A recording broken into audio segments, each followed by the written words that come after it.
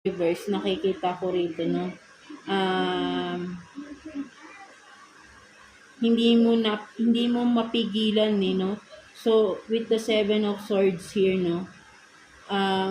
Nagpe-pretend ka na parang, hindi mo na yung ginagawa, no? Nagkakaroon ng argument, no? Pero patago mo pa rin tong ginagawa, no? For some of you, no? Parang, yun ang nakikita ko rito for some of you Aries, no? So, mas naaapektuhan dito financial mo, no?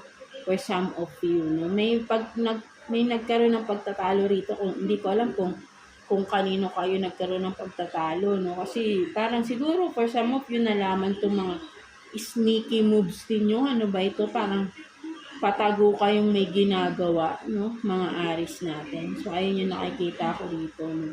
So, kaya sabihin natin na yun nga, no? Nagpe-pretend ka, no? Parang may pinepretend ka dito na hindi mo ginagawa, no? So,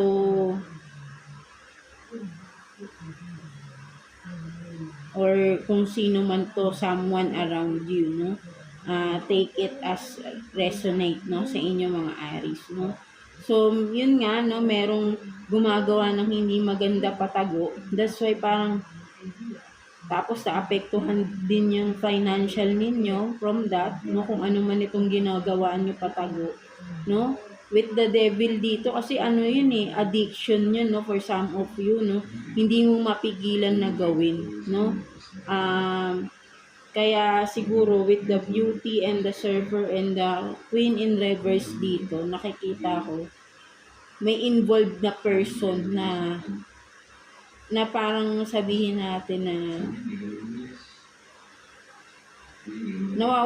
nawalan kasi parang meron kayong pagtatalo ng isang person dito, no? Mga Aries natin, no? So ayun yung nakikita ko rito, no? So parang kung sino man yung person na involved dito, no? Siya yung nawawala ng self-confidence. Kung ano man itong ginawa ninyo, Aries, no? Naapektuhan yung isang person, yung kung sino yung involved, no? Kasi nga, feeling niya, hindi pa ba siya enough, no? Something like that. So, maybe with the devil dito, no? Marami kasi yan, no?